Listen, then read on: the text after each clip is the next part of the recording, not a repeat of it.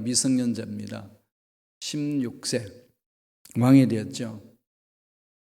요아스는 7세 왕이 되었으니까 그보다는 훨씬 더 연륜이 있습니다.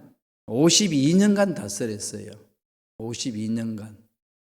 그 말은 그만큼 통치를 잘 했다는 거죠. 통치를 잘 했습니다. 우시아가 있을 때 이사야 선지자도 있었거든요.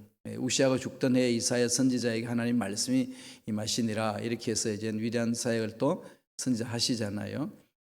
그리고 이제 알려지지 아니한 선견자 선지자들도 있었습니다. 스가랴인데 우리 12선지자 12예언 소예언서에 나오는 그 스가랴가 아니고요. 이름은 같습니다만은 시대가 다른 사람이에요. 이 역대하에 나오는 지금 우시아와 함께하는 이 스가랴는 무명의 선지자다 그렇게 볼 수 있습니다. 남북이 나눠져서 이제 북은 북대로 가고 남은 남대로 가잖아요. 그 당시에는 아수르가 북쪽에는 아수르가 강했고 남쪽에는 애굽이 강했습니다. 근데 그 당시 스물스물 어떤 세력을 키우는 세력이 있었어요. 바벨론 제국이 서서히 힘을 모으면서 이렇게 북방 세력을 장악하려고 하는 그런 흐름이었습니다. 아수르가 이제 북조 이스라엘을 공격하고 남조 유대도 공격해오고 막 이런 상황에 일어나는 일들이에요. 그럼 왕은 어떻게 하겠습니까? 나라를 지키려고 몸부림치겠죠. 이러한 일들에 대해서 왕이 선택할 수 있는 길은 두 가지 중에 하나입니다.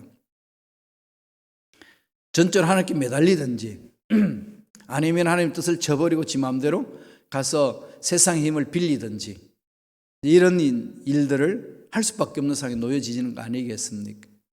이런 상황에 놓여졌을 때에 하나님이 평가를 어디로 가는 거죠? 선한 왕, 악한 왕 평가를 하는데 기준이 어디에 있죠? 다윗 왕처럼 그렇게 행했느냐, 다윗의 길로 갔느냐, 아니면 여로보암의 길로 갔느냐, 이 부분입니다.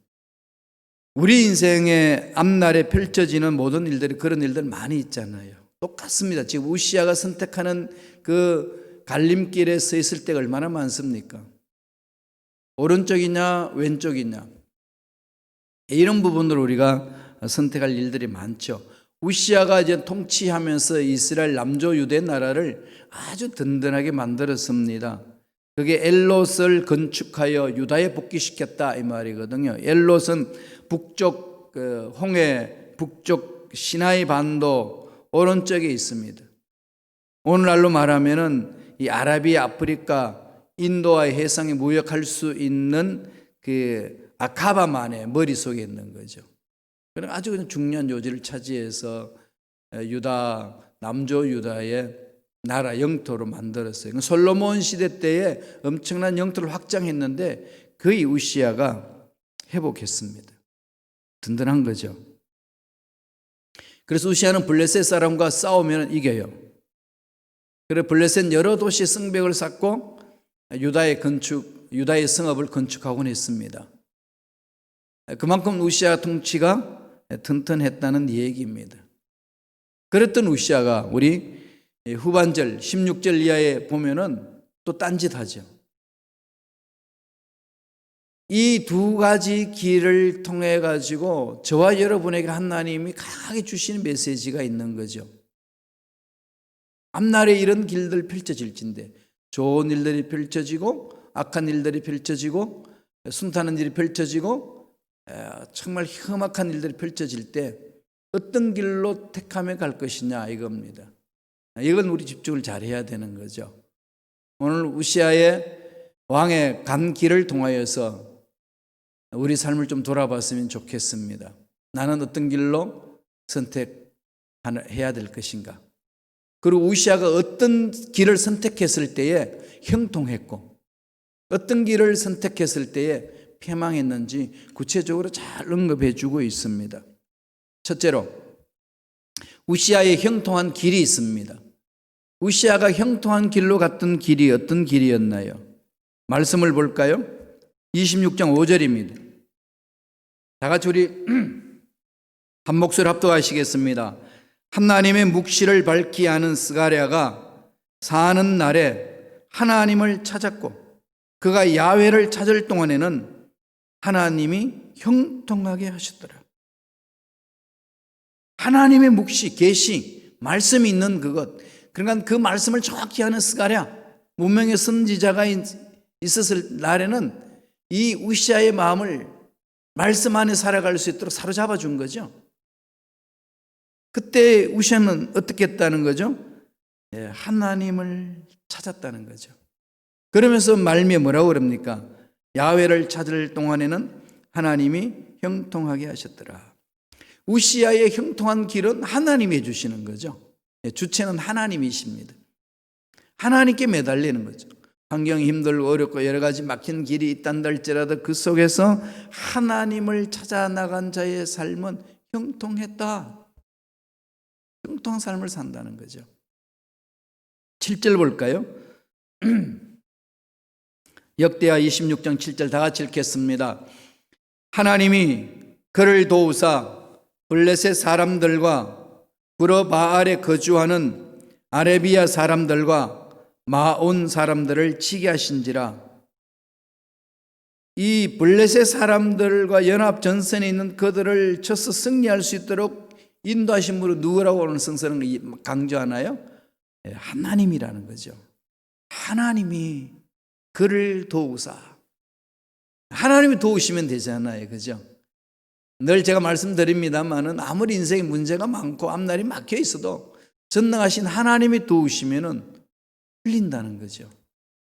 이겨낼 수 있는 힘을 갖는 거죠. 내 뜻대로 되고 안 되고 이게 아닙니다. 하나님의 선하신 계획 가운데 하나님이 열어주시는 길로 힘있게 갈 수 있어요. 우겨쌈을 당하여도 우겨쌈을 당하지 아니하는 역설적인 은혜가 임하는 거죠. 내 앞날에 홍해같이 그냥 갈 수 없도록 막아놓는 그 길 속에 하나님은 길을 열어주시는 거죠. 새로운 길을 열어주시는 하나님. 하나님을 찾는 자에게 주시는 은혜라는 거죠. 오늘도 우시아는 하나님의 도우심을 받아서 전쟁에 승리했다는 것을 말씀하고 있습니다. 그리고 4절, 26장 4절 보세요. 26장 4절에 보면은 이렇게 말합니다. 다 같이 읽겠습니다. 우시아가 그의 아버지 아마샤의 모든 행위대로 야훼 보시기에 정직하게 행하며 하나님 보시기에 정직하게 행했다. 이런 삶을 살아냈던 아마사는 하나님 손에 붙들리는 거죠. 하나님 손에 붙들리는 겁니다. 늘 이걸 우리가 좀 깊이 묵상해야 되잖아요. 그죠? 연약한 한 인간을 붙드시는 하나님의 전능성. 그 하나님이 어떤 분이신가? 관심 있지 않으신가요? 여의도 순복음교회 참으로 이 교회사 역사에 엄청난 이 하나님의 능력의 발자취를 남겨놓은 교회. 그 교회에 개척하신 분이 당대에 개척해서 세계 최대 교회로 세우신 분 조영기 목사님이시잖아요. 폐병으로 죽어가는 영혼이었는데 그 영혼을 붙들어서 그렇게 위대한 역사를 일으키신 그 하나님, 여러분 관심 없으신가요? 그분 어떤 분이실까? 이게 우리의 관심사가 되어야 되는 거죠. 그 하나님, 하나님이 붙으신 거 아니겠어요? 그러면서 또 하나는 또 뭐가 있죠? 그 전능하신 하나님 앞에 붙들려서 죽어가는 청년, 그 청년이 그렇게 쓰임받는 조영기 목사라는 분은 어떤 분인가? 그러니까 하나님과 인간 이해에 있는 거죠. 이건 우리 신앙생활에 중요하잖아요. 하나님 어떤 분이시고 나는 누군가? 이 부분들이 신앙생활에 있어서 너무나도 중요한 부분입니다. 아마사를 붙들어서 위대한 일을 일으키고 그 아들 우시아를 붙들어서 위대한 일을 일으키신 하나님이 함께 하시는 그 삶은 사망의 음침한 골짜기를 지나간단다 할지라도 해를 두려워하지 않는다. 이 고백이 있는 거죠. 그게 하나님을 만나는 자의 삶 아니겠습니까? 여기서 주목해야 될 부분은 5절에 보면은 하나님의 묵시를 사모하는 스가랴가 있는 동안에 이렇게 나오죠. 그죠? 스가랴가 사는 날에 요아스 왕이 7세의 왕이 돼가지고 이스라엘 나라를 통치하셨잖아요. 그때 요아스가 정말로 일을 잘했을 때 꼭 붙어 다니는 이 단어가 있습니다. 제사장인 고모부 되시는 여호야다가 살아있는 동안에는 이런 말을 꼭 붙이죠. 따라옵니다. 요아스가 딴짓하지 않습니다. 내린 결론이 뭐예요? 하나님 말씀을 붙드는 동안에는 이거죠. 늘 제가 강조하지만은 여러분 아무리 힘들고 어려워도요 말씀 붙드는 데에 정말로 몸부림치셔요. 말씀은 살아 있습니다. 그리고 말씀에는 에너지가 있습니다. 능력이 있어요. 그 에너지가 나를 붙들어 줄 때에 실망했던 나에게 막 용기가 생기고 희망이 없는 나에게 소망이 생기고 할 수 없다고 주저앉을 수밖에 없는 상황 속에 할 수 있다고 외치며 일어서는 거 아니겠습니까? 무슨 힘으로? 하나님의 약속의 말씀의 에너지로. 이것을 체험하셔야 돼요. 히브리서 4장 12절 그 말씀하죠. 하나님의 말씀은 살아있고 활력이 있어. 에너지가 있다는 거죠. 이 세상은 다 에너지가 있어야 살아있는 거죠. 이 식물들도 에너지 힘으로 사는 거 아니겠어요? 물을 공급받고 열이 있어야 되거든요. 열을 받아야 됩니다. 자동차도 가는 것도 에너지가 있어야 되는 거죠. 우리 인생도 에너지가 있어야 이렇게 삶을 지탱하는 거 아니겠습니까? 신앙생활의 에너지는 말씀에 있습니다. 하나님 주신 말씀을 가슴에 새겨야 돼요. 그게 있는 날 동안에는 우시아는 형통한 길로 갔습니다. 두 번째, 또한 어떤 길이 있죠? 우시아의 타락의 길이 있습니다. 이건 우시아만 해당하는 길이 아니고요, 저와 여러분의 인생이 펼쳐지는 길입니다. 어떤 타락의 길이죠? 하나님의 말씀을 놓아버리는 길. 그건 영적 타락이에요. 신앙생활 하시면서 하나님 말씀을 읽지 않는다, 말씀과 몸부림치지 않는다, 영적으로 타락의 길로 접어들고 있습니다. 그거 여러분 그냥 설렁설렁 넘어가지 마세요. 바빠서 그렇습니다. 그 말 하지 마세요. 아무리 바빠도 뭐가 중요한지를 아는 자들은 중요한 것부터 붙듭니다. 그죠? 이 중요한 문제, 마음이 어디에 있느냐를 말씀하는 거죠. 피곤해서 바빠서 할 일이 너무 많아서 그거 다 핑계입니다. 그게 매이지 마세요. 가장 중요한 거 붙드세요. 뭐죠? 사람을 살려내고 나에게 꿈을 주고 문제를 해결하고 앞날을 이끄는 살아있는 하나님의 약속에 말씀 붙드는 것만큼 이 세상에 중요한 게 어디 있나요? 그게 목사님이니까 저런 말씀하신다 이러면은 벌써 이제 중요성을 지금 못 깨닫고 있는 거예요, 지금. 그죠? 목사님이야 그렇게 할 수 있는 거죠. 교육자들은 아직까지 말씀의 중요성을 못 깨닫고 있습니다. 그런 마음이 드시는 분들은 돌아보셔야 됩니다. 우시아가 하루아침에 타락했겠어요? 말씀을 외치는 스가랴 같은 이 선견자가 그 주위에 없으니까, 선지자가 없으니까 말씀을 놓아버리는 거죠. 말씀이 내 마음 중심에 자리 잡지 아니하면은요, 늘 세상 것들이 내 마음을 채웁니다. 그래서 끌려가는 거죠. 그게 영적 타락의 길입니다. 말씀을 볼까요? 16절을 보겠습니다. 26장 16절입니다. 다 같이 읽겠습니다. 그가 강성하여 짐에 그의 마음이 교만하여 악을 행하여 그의 하나님 야훼께 범죄하되 곧 야훼의 성전에 들어가서 향단에 분향하려 한지라. 강성하다. 그가 누구죠? 우시아 왕을 말하잖아요. 우시아 왕이 하나님이 함께 하심으로 강성해졌어요. 강성해지니까 우쭐해지죠. 자만하죠. 교만합니다.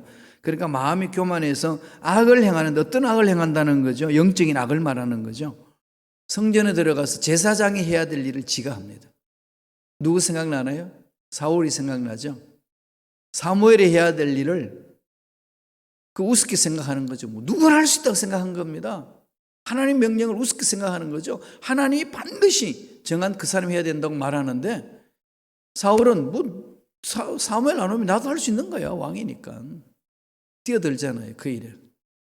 제사를 지가 집례하고 뛰어듭니다. 하나님이 그냥 노를 바라시는 거죠. 사무엘이 왔을 때 사무엘을 통해서 하나님이 뭐라고 말씀합니까? 사울 왕이 하나님을 버리셨기 때문에 그렇게 하는 행위를, 하나님 평가는 하나님의 말씀을 거부했다, 하나님을 버렸다 표현하는 거죠. 그럼 하나님도 너를 버린다, 이 부분이에요. 우리는 늘 이 말씀을 붙들고 말씀에 순종하며 가야 되는 거죠. 이 지금 우시야 왕이 제사장이 해야 될 일을 지가 하는 거. 나도 이제 할 수 있어. 이까짓 건 내가 왜 못하겠냐? 우습게 생각하는 거죠. 하나님의 말씀을 우습게 생각하는 겁니다. 하나님의 말씀을 잃어버리면 그런 엉뚱한 짓을 합니다. 그래서 호세아 선지자가 강조하죠. 호세아 8장 14절 한번 보고 갈까요? 다 같이 읽겠습니다. 이스라엘은 자기를 지은 자를 잊어버리고 정각들을 세웠으며 유다는 경관성읍을 많이 쌓았으나 내가 그 고을들의 불을 분내어 그 성들을 삼키게 하리라. 하나님이 창조하신 것을 다 잊어버리는 거죠. 다 할 수 있다는 거죠. 이거 여러분 마음판에 새기셔야 돼요. 하나님이 형상대로 지원받은 우리들, 능력이 무궁무진해. 인간들에게는 아인슈타인이 그랬잖아요. 세계 천재인 아인슈타인이, 이 천재도 하나님이 주신 것 100% 중에 5%밖에 사용하지 못했다고. 95%가 사장됐다는 거죠. 세기의 천재가 자기가 발명해냈던 그 능력이 있는 삶을 살아냈던 그가 돌아보면서 이야기하는 얘기가 하나님이 주신 것 중에 5%밖에 활용 못했습니다. 어마어마한 능력을 할 수 있는 인간이 능력이 있다는 거죠. 그러니까 교만하기 쉬워요. 하나님 하늘에 계세요. 땅은 우리가 다스리겠습니다. 마음대로 하려고 그러는 거죠. 하나님이 정해놓은 선을 다 허물어버립니다. 이리 넘나들고 저리 넘나들고. 하나님이 창조하신 생명까지도 오늘날 이 생명 과학에서 이 손을 대잖아요. 하나님의 영역까지 손을 대고 있습니다. 이게 이제 교만의 극치죠. 여기에서 우리는 돌아서야 됩니다. 이런 데서 이길 수 있는 길은 뭐겠습니까? 말씀 위에 서셔야 돼요. 하나님 말씀에 써야 됩니다. 자꾸 그쪽으로 가세요. 답답하죠? 힘들죠? 어렵죠? 뭐 어떻게 할 수 없는 상황이죠? 이럴수록 하나님의 말씀을 붙들고 몸부림치세요. 26장 16절 하반절 보세요. 무슨 짓을 합니까? 야훼의 성전에 들어가서 향단에 분향하려 한지라. 말씀의 권위를 침해하는 것이고 하나님의 말씀을 왕권 아래 두는 거죠. 왕이 최고다. 하나님의 말씀도 내 아래 있는 거다 이거잖아요. 하나님을 무시하는 거죠. 여러분 삶은 어떠세요? 혹시 그러고 있지 않으신가요? 말씀 뭐 까짓거 그게 뭐라고 그러시나요? 정말 돌아보세요. 정말 돌아봐야 됩니다. 그죠? 저와 여러분 모두가 돌아봐야 되는 거죠. 하나님의 말씀이 우리 인생을 이끄신다는 것. 내 인생의 최고의 권위가 되게 하고 그 말씀에 순종하는 것. 담임 목사도 마찬가지예요. 철저하게 말씀에 순종하는 삶을 살아내야 되는 거죠. 여러분들도 그렇게 말씀에 써야 됩니다. 26장 19절 볼까요? 다 같이 한 목소리 읽습니다. 우시야가 손으로 향로를 잡고 분향하려 하다가 화를 내니 그가 제사장에게 화를 낼 때에 야훼의 전 안 향단 곁 제사장들 앞에서 그의 이마에 나병이 생긴지라. 용기에 있는 영적 사람들이 가서 우시야를 말렸습니다. 왕이여 그러지 마세요. 그건 제사장이 할 일이지 당신 할 일 아닙니다. 빨리 성전에서 나가시오. 당신 있어야 될 자리가 아닙니다. 당신의 직분을 지키면 됩니다. 이거죠. 교회에서 직분 주시는 것도 하나님이 그렇게 하는 거 아니겠어요? 여러분 직분을 어떻게 생각하나요? 우습게 생각하시나요? 세상 가치관으로 보면은 뭐 무슨 명예가 있겠어요.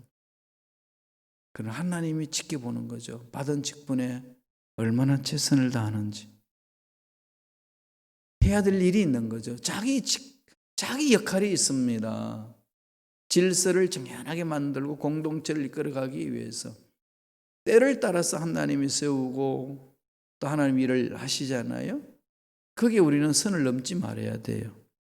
그런데 지금 우시아는 선을 넘는 거죠. 그러니까 나병이 생겼어요. 심판으로. 이건 불치의 병이잖아요. 이 심판이거든요. 하나님이 거두지 아니하시면 나을 수가 없습니다. 20절 다 같이 읽겠습니다. 26장 20절 읽습니다. 대제사장 아사랴와 모든 제사장이 왕의 이마에 나병이 생겼음을 보고 성전에서 급히 쫓아내고 야훼께서 지심으로 왕도 속히 나가니라.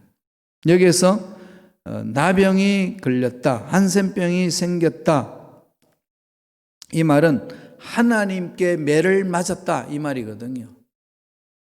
이럴 때 돌이킬 수 있는 것은 어떠한 치유책도 안 통하는 거죠. 회개하고 돌아서는 길밖에 없습니다. 전염병, 구약시대에 전염병이 많이 일어나서 하나님의 심판으로 전염병이 많이 일어났습니다. 무조건 전염병이 다 하나님의 심판이다, 이런 구조로 설교하고 해석하면 안 됩니다. 여러분, 지금 이 지구촌의 팬데믹, 코로나19, 코비드-19 이 상황을 하나님의 심판으로 보면 해결 안 돼요. 이건 하나님의 심판이 아니에요. 인간이 자초한 일입니다. 인간이 하나님의 세계를 파괴한, 창조물을 파괴한 결과로 나타난 부메랑처럼 인간에게 공격해오는 상황입니다. 이때는 어떻게 해야 되죠? 마찬가지죠. 하나님께 지혜를 구하고 삶을 돌이켜야 됩니다. 그냥 치유책 나오기만을, 그냥 백신 나오기만을 목놓아 기다리지 마시고요. 하나님 앞에 삶을 바꾸겠다고 우리는 돌아서야 됩니다. 그게 오늘 모든 인류가 해야 될 부분이에요. 어떻게 하면 이 지구촌을 살릴 수 있고 어떻게 하면 우리가 회복할 수 있는지 물어봐야 됩니다. 하나님께 지혜를 구하셔야 되는 거죠. 생각을 바꾸고 말을 바꾸고 삶을 바꿔야 됩니다. 그럴 때에 치유책 통해 가지고 회복할 수 있고 백신을 만들어서 이 병에서 벗어날 수 있는 길을 찾을 수 있는 거 아니겠습니까? 그리고 우리들은 삶의 자세를 바꿔 나가는 거죠. 두 가지 인생길, 누구에게나 열려 있는 길입니다. 이것을 어떤 길로 가겠습니까? 물으면 누구나 할 것 없이 다 형통의 길로 가고 싶어 하죠. 말만 그렇게 하지 말고 정말로 형통한 길로 가겠다는 결심이 있어야 되고 마음을 그쪽으로 집중해야 됩니다. 그럼 본인이 알아요. 내 마음이 그쪽으로 가고 있는지 안 갔는지 자기 마음을 보면 압니다. 어디에 있죠? 말씀에 서느냐 안 서느냐, 그거예요. 말씀에 서셔서 하나님이 이끄시는 형통한 복, 형통한 길로 감으로 참 인생의 행복을 맛보고 멋진 삶을 살아내는 저와 여러분 되시길 간절히 축원합니다. 기도하겠습니다. 하나님 감사합니다. 생각 붙드시고 말 붙드시고 삶을 붙들어 주셔서 하나님 말씀에 서게 하시고 말씀의 신앙의 깊이를 뿌리를 내리게 하시고 말씀의 영양분을 공급받아 멋지게 힘있고 소망이 넘치는 삶을 살아내는 우리 모두 되게 역사하여 주시옵소서. 은혜에 감사하여 귀한 예물 드립니다. 예물의 주인 하나님이시고 내 생명의 주인 하나님이시고 물질의 주인 하나님이심을 고백하며 드립니다. 흠양하여 주시고 우리에게 필요한 모든 것 넘치도록 채워주셔서 참으로 이 세상에서 하나님의 위대하심을 드러내고 이웃을 내 몸과 같이 사랑하며 하나님 말씀대로 순종하는 삶이 되게 축복하여 주시옵소서. 하는 일들마다 잘 되는 놀라운 복이 있게 하여 주시고 복의 복으로 함께하여 주시옵소서. 감사하고 예수님의 이름으로 축복하며 기도드리옵나이다. 아멘.